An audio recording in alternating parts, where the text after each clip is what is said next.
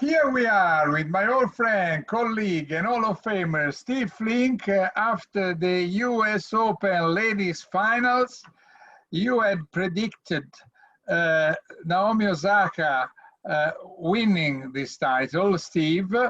But what were you thinking when she was down 6-1, 2-love, and a game point for Azarenka to go up 3-love?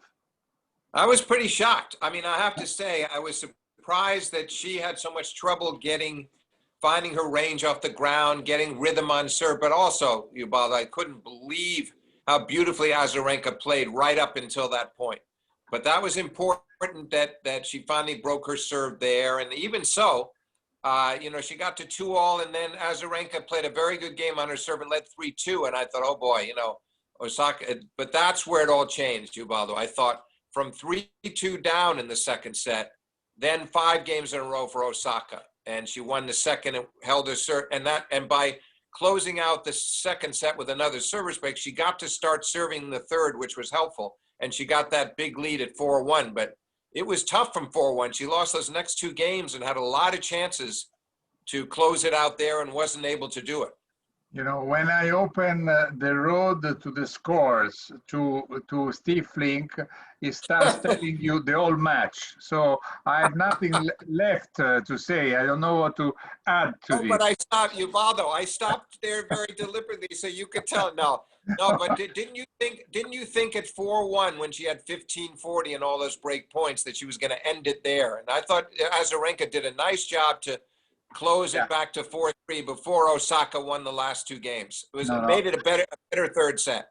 No, I know. Well, the third set, at least there was some suspense because honestly, in the first set, Osaka, while Azarenka was playing beautifully, Osaka was not playing well. She was not winning many points on her serve, returning so. But then in the second set, Vika Azarenka helped, in my opinion, quite a lot Osaka on the 7th crucial game, because on the 7th game, when they were 3-all, she started with a double fault, and then she missed 3 backhands. Where normally the backhand is her stroke, is her better stroke, shot. Yeah. You're right. She did start to miss a lot more. I think maybe she got very conscious of how close she'd been. She felt like if she could have extended the lead to 3-love in the second and maybe 4-love, then she can be out of reach and relax and close it out. But by the 7th game, what you're describing, she was a little nervous, Ubaldo. Don't you think? She now thought, oh boy, this could be tough. Well, normally we say that players with a lot of experience are able to forget the bad moments, or the moments when the match may slippery, may become slippery. You may lose the contact with the match. So she, with her experience, she should have tried to forget. Instead, probably she was, as you said, she was thinking to that opportunity, to that missed opportunity, because I think she was Ubaldo. It's pretty. She had it. She was so clearly superior for up until that early stages of the second set. Then she didn't even think much about what she was doing. She just played. She played with the freedom. But then I thought after that it really changed by the middle of the second set, which is why I was impressed that she made a little mini comeback in the third set from 4-1 down, and Lisa made it competitive again. Yeah. And anyway, I remember what you said yesterday about the semifinal won by Osaka versus Brady, when you say that was one of the best matches you have seen, and there were only 3 breaks, 1 for each set, while tonight. No, Ubaldo, only 2 breaks. None in the first set. Correct. One for each player. One for each player. Okay. Yes. You're right. And then instead, tonight we had 3 breaks in the third set. Right. Or 4. But it's interesting, Ubaldo. It's funny that you bring up the Brady match, because when Osaka was doing the television interview with ESPN, she mentioned the match with Brady, and she said it was one of the 3 best matches of her career. Oh, really? Yeah, which I found very interesting. She didn't Yeah, mention what the other 2 were, but she said that was one of the top 3, and so it shows you what it meant to her to win that match. sure, sure. Pity, Yeah. a pity that for the second time she wins the U.S. Open without having a full crowd cheering for her. Because 2 years ago it was because of Serena and all what happened with the umpire, with the warnings, with the penalty point, and so on. Right. Tonight, Right. because there was no crowd at all, because of the COVID. I mean, so she would have deserved, let's say, a better atmosphere. Also in this case. One thing that I noticed, I don't know if you remarked, is that she is able to pick the right tournaments, because she won only 6 tournaments and 3 out of them are slams. I mean, Amazing. Amazing. 50%, 50% of the tournaments she wins are a major. It's true. I think she'll start winning a lot more tournaments, period. I would think, Ubaldo, that would start to happen now as she pick up some of the top level events outside of the Grand Slams, and that would change. But it does show you that she seems to save her best for the biggest occasions. That's a good sign. Kind of like you, Ubaldo. Yeah, correct. Exactly. Like exactly the same. Did you notice also that the score of tonight is exactly the same score that last night saw Azarenka winning versus Serena Williams? Right. Exactly. Yeah. Except that was when she came back against Serena. She outplayed her totally, and Serena couldn't break her serve anymore. And it was she was not dominant, but she was in control from the second set, from the time she saved a break point early in the second. This one, as you pointed out a minute ago, there was a little fluctuation. It was surprising that Osaka. I mean, this time you had Azarenka was up the break in the second set. Osaka came back, and then Osaka was up the 4-1 in the third, and Azarenka broke back and made it 4-3. It was a little bit more changes in momentum, but the score, as you say, the score was identical. How often does that happen in the semis and finals? Yeah, no, not a common thing. So it was quite interesting. Not at all. Yeah. And do you know that while Osaka is not going to Rome, Azarenka confirmed that she's going. She say thanks to Rome tournament because they gave her a wild card. So she said, I am on a flight tomorrow, and she will have to play. I don't know if you had the chance to give a look to the draw, but she has to play Venus Williams at the first round. Oh boy. Well, I think fortunately for her, because it's clay, even though clay is not her best surface, and almost all, she's won 20 out of 21 of her career tournaments on hard courts. She likes hard courts, but I think Venus right now, Ubaldo, Azarenka should be able to win. What I'm more concerned about is it playing too much tennis in a short time? She played the Cincinnati and New York event, the Western Southern Open. Then she plays the Open. She won the first tournament. She loses the finals of the Open. So, and now she goes right on to Rome. That's a lot of tennis in 1 month. Yeah, I do agree. But she probably feels that since she got a wild card, she couldn't at the last minute say, sorry, I'm not coming, I guess. Right. I think you're right. I just hope that her body holds up. I'm sure she's excited about playing because she's winning a lot and she had a great Open, but I don't want to see her getting hurt either. No, sure. And what about Osaka and the clay season? Because now for her, the clay for sure is not her favorite surface either. And I mean, okay, she's not playing Rome, so she will have some days to recover and celebrate. But then she has to go to Paris, which will not be an easy tournament. In Paris, there are some players who are not going, as you know. Between the others, Barty. Yeah, Barty, that's the biggest disappointment. Yeah, and I don't blame her, but it's too bad she can't go back. No, she decided to start again with the next season, 2021, hoping that it will be a full season. Who knows? Did you have a time to give a look also briefly to the changes that the ATP is suggesting? I think I sent you yesterday. You did.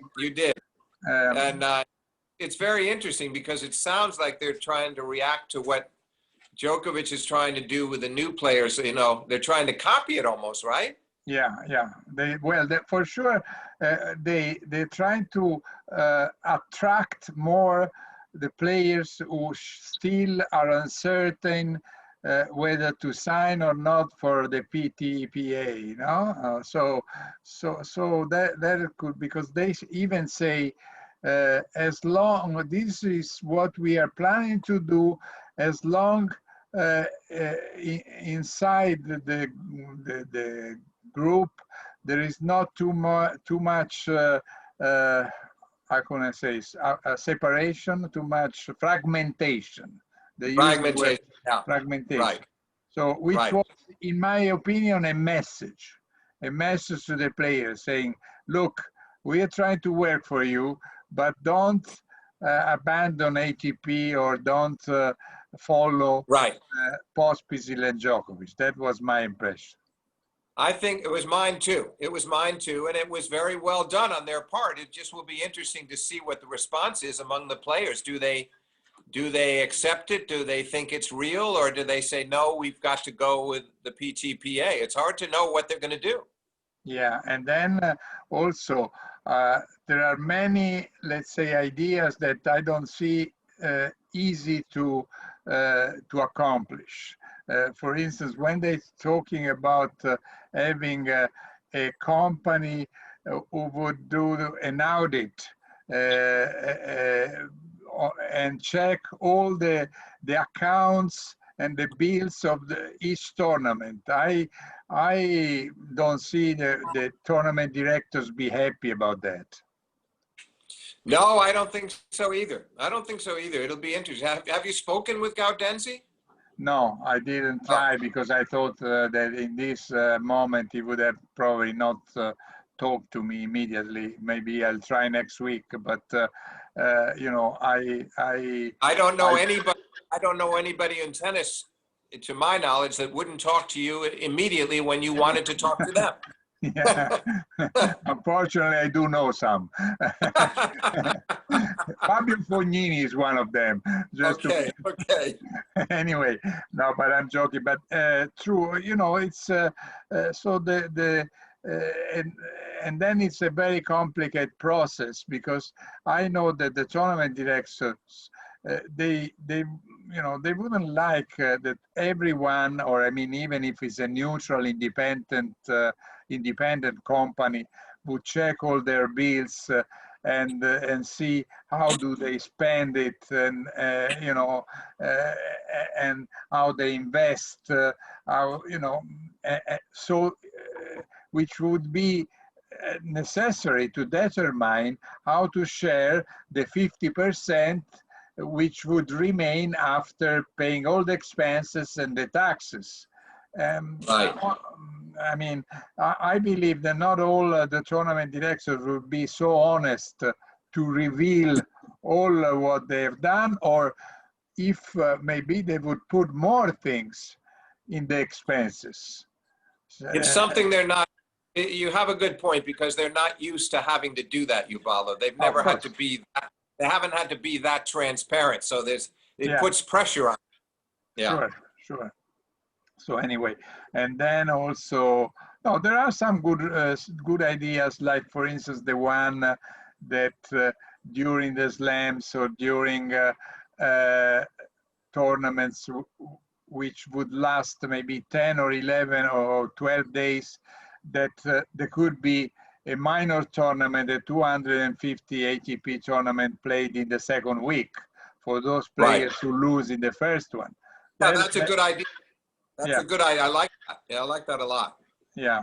So they could, and then another thing I don't believe which will be easy, would be that the tournaments respond collectively about who is about the money that they are making or losing, the Master 1000, because again, there should be some kind of solidarity between different tournaments. I don't see the Chinese open up with the Americans and explain if the tournament was successful, selling tickets or not selling tickets. I mean, what? It's a good point, Ubaldo. It's going to be very, very. They have some challenges ahead of them too. It looks good on paper. On paper, it looks like a good plan, but to execute it, not so easy. Yeah, correct. That's why I think at the end, probably the Djokovic and Pospisil will have some kind of followers, because those, as you say, it seems strategically interesting, but then difficult to execute. So no doubt about it. So Ubaldo, do we want to talk just a little bit before we conclude here about the men's final tomorrow? Yeah, sure. We have already said something last night, but we can do it again. What is your prediction? We both say that we think also on the basis of the head-to-head, the team is the favorite.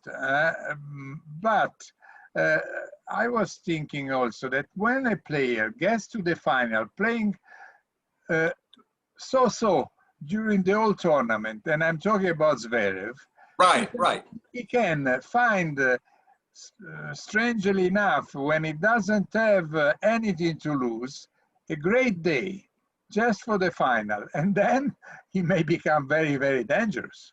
Well, that's what he and his camp are hoping. Ubaldo, you wrote it the way they would want it to be. I know exactly what you're saying, and it happens. It definitely happens. I just don't see it right now, though, because I think Thiem, from the time that he beat Felix, I don't like to pronounce his last name, Aliciane, the Canadian kid.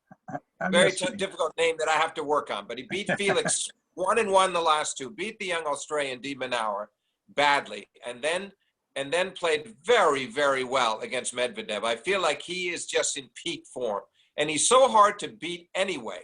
So it's hard for me to see. All I can see is that Zverev maybe makes it closer than we think it will be with a great day. But will the great day get him a victory? I don't think so. Not in best of five in this final. What are your thoughts? Well, I just remember, as we said even already yesterday, that semi-final of the Australian Open, where the third and the fourth set were decided by tiebreakers. Right. So Zverev has a strong weapon with his serve, and of course, right, Ubaldo? It's strong weapon, but unreliable.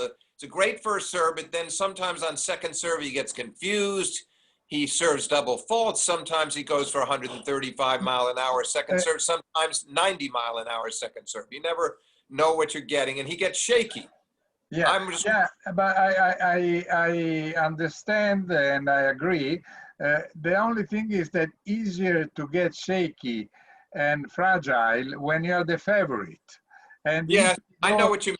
He played all these matches until now as the strong favorite, because he was, in a way, he had to play players who were not at his level in terms of seeding, of rankings. And now instead, he could play more relaxed in a way. I mean, yesterday was incredibly tense in the first two sets, playing Carreño Busta, because everybody was expecting him to win.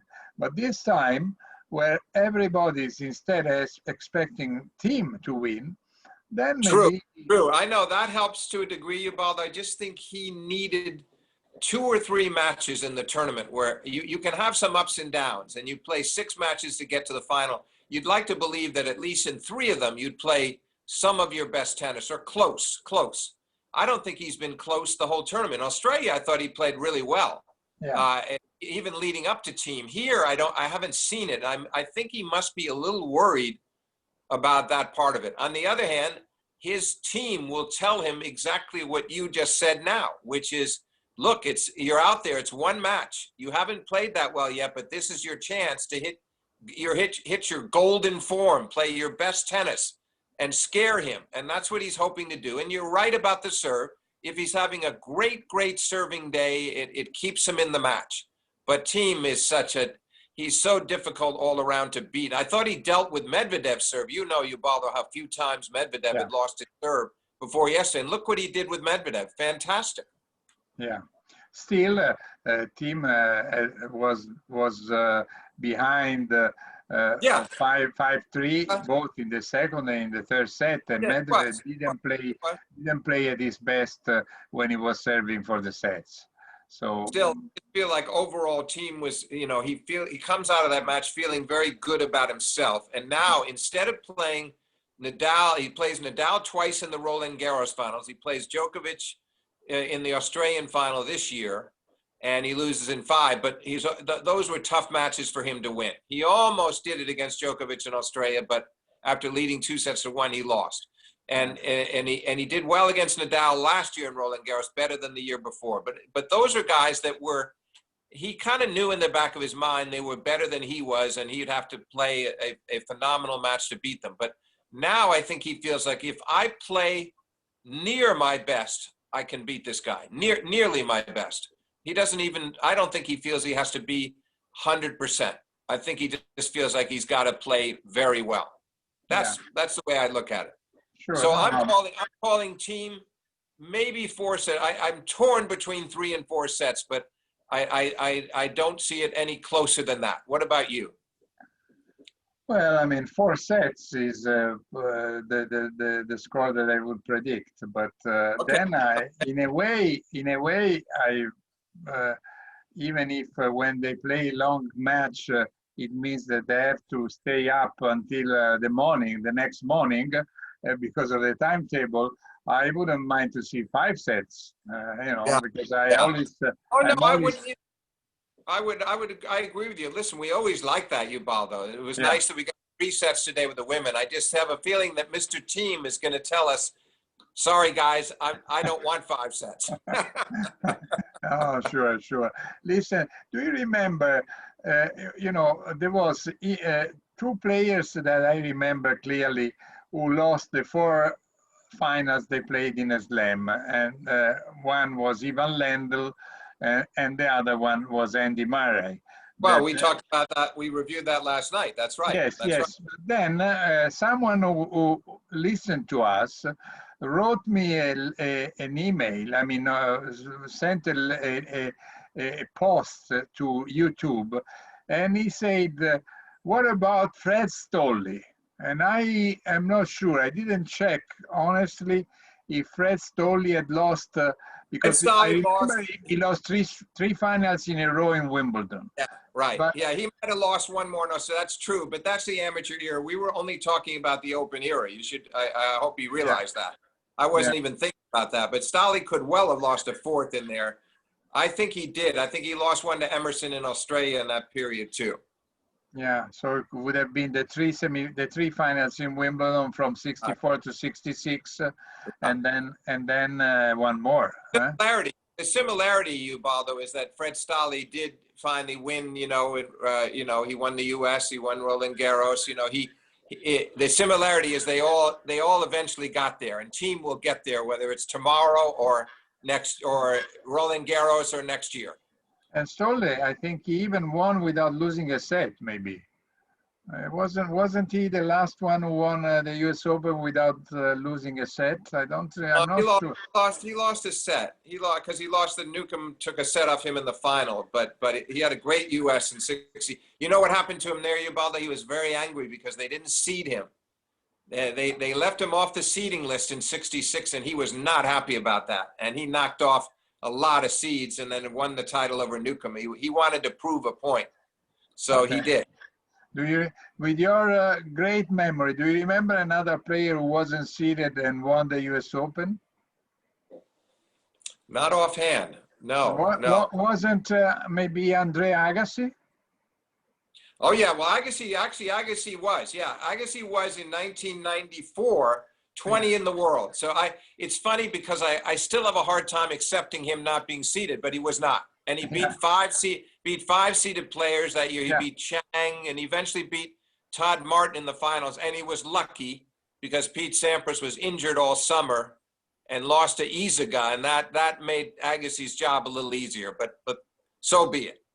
You're right. He was 20 in the world, so he just at that point they didn't have the 32 seeds. Ubaldo, it was still only 16, so he just missed the seeding cut. Well, you see, I tested and you passed the exam. I didn't doubt. If not, I wouldn't have tested because I wouldn't have liked to embarrass you, but I knew that you were going to have the right answer. Listen, and by the way, just to clarify that, he beat Todd Martin and then eventually beat Michael Steek in the finals, which was interesting because that was Steek's chance to add the U.S. Open to his Wimbledon title, but Steek was not able to win there, and Steek was not able to win when he played Kafelnikov in the French Open, so he never got that second major that he wanted so badly. Michael Steek. Yeah.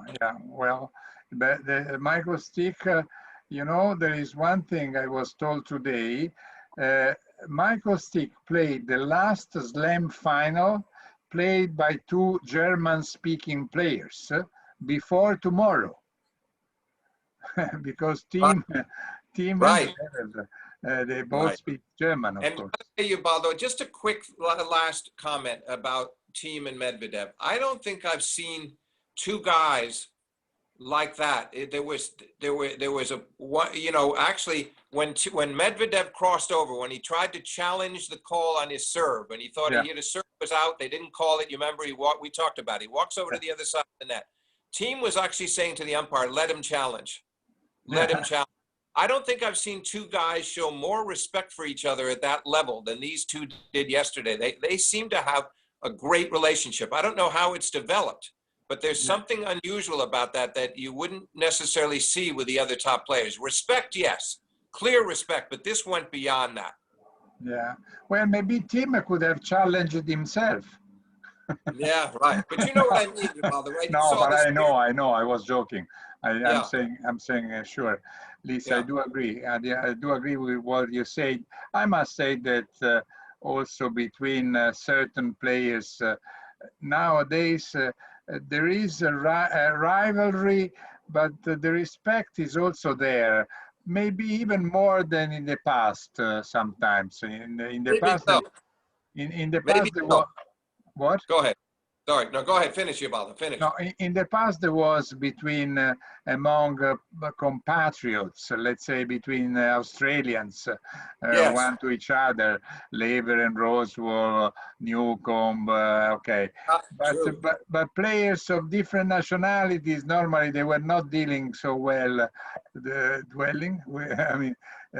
so well with the others. While now, I must say that even Nadal and Federer made a good example enough of that. I mean, Nadal and Federer in general, they showed a lot of respect to each other. I think maybe now they get along better than ever for whatever the reasons, because they're older, they understand each other better than ever. But I do think Nadal and Djokovic also, even though they're not close, and they might disagree on things like the ATP and PTPA, that they also have enormous respect for each other, because I think when Nadal retires, Ubaldo, he will say, when he's asked, who was the greatest player you faced, he would not say Roger Federer. He would say Novak Djokovic. That's my opinion. That I don't know. That I don't think he will be. I don't think he will say that. I mean, when he's done. I'm saying when he's done. Maybe he thinks. Yes, maybe he may think. But Nadal, when he's talking about Federer, is always so not only respectful, but it's like he's talking sometimes of God, because he says he's the best player of all time. I know. You're right. But I just feel like when he retires, he feels a little freer to say exactly what he thinks. And I'm not saying that he he doesn't have great regard for Federer, because he does. I just mean, I think when he believes that the matchup for him with Djokovic is the worst one. Listen, before yeah, okay, yeah, Yeah. okay. Listen, before I leave you and say you goodbye, and we will talk during the Roland Garros, I will give you a call. I should go to Paris. I got today the media credentials. I'm a little worried to go, but I think I will. But there is a very difficult protocol to do. I have to do a test 40, I think, 72 hours before going there. Then there is the airplane. There are a lot of troubles that my wife wouldn't like me to go. So I haven't, I'm not sure 100% yet. But Well, can I give you a piece of advice, if you wouldn't mind? No, because you would tell me not to go. I would tell you to listen to your wife. That's the same. I knew. Anyway, no, I wanted to ask you. I think that Nadal, even if nobody knows what is his form, what is his shape right now, and in Rome we will see, because it's completely unexpected, I mean, we don't, unpredictable, no? Right, it is. But if he plays well and is okay in Rome, then he will be the favorite probably in Paris. So I think that he should reach the 20 slams of Roger Federer, I believe. If again, Rome will be a great test. Do you think that Djokovic, now that he has lost his opportunity and he's 33, and we know how difficult it is to win as 1, 2, 3, 4 slam, can still surpass the 20th number of Federer and maybe Nadal, or not? Well, it's difficult, but I do think he has more good years ahead of him than Nadal does. I think Djokovic's body, and I think he can play very well up till 36, 37. So I think he could. He missed a big opportunity here, Ubaldo. If this field was just right for him, I think honestly, the only player that could have beaten him here, and I don't think he would have, is Thiem. Yeah. I always thought all along it would only be Thiem or Medvedev that could really challenge him here, and he lost the opportunity. Having said that, I still think he has big years ahead of him, and he might be, as long as, I guess I wouldn't want to see Federer or Nadal get to 21. That makes it even harder for Djokovic. But yeah. Otherwise, I think he can tie or surpass. I do. Do you agree or not? No, I wouldn't. I wouldn't mind if they all would finish their career all at 20. Wouldn't that be great? Oh no, I love that idea. Then the debate would go on, and we'd have to figure out what would we do then. But I think it almost would be fitting, considering how great they have all been in different ways. Yeah. And it's possible. It's still very possible. But I do agree with your first point. As long as Nadal can get a couple of good matches in Rome, just get a little bit of match toughness in him, that then he'll be very hard to beat in Paris. Yeah, even if a team would come as an eventual winner of the U.S. Open would arrive in Paris with a lot of confidence. Huh? He would, but also would he be a little bit worn out? I don't know. Maybe he has time to recover. I hope so. Yeah. I hope so, because he's a real threat there. There's no doubt about it. Well, okay. Listen, I think we talk about everything and more. And so I want to thank you again but of course we will talk again tomorrow. After the final, all right? Yes, we will. I look forward to it, Ubaldo. Thanks for having me on. And I would only say this: ciao and grazie. Grazie. Oh, grazie. Oh my God. He's so, when he will be able to pronounce also Auger Aliassime, Steve Flink will work on that. Okay. Thanks a lot to my friend, old friend, colleague, and Hall of Famer Steve Flink. See you tomorrow. Ciao, ciao. Ciao, Ubaldo. Thank you very much.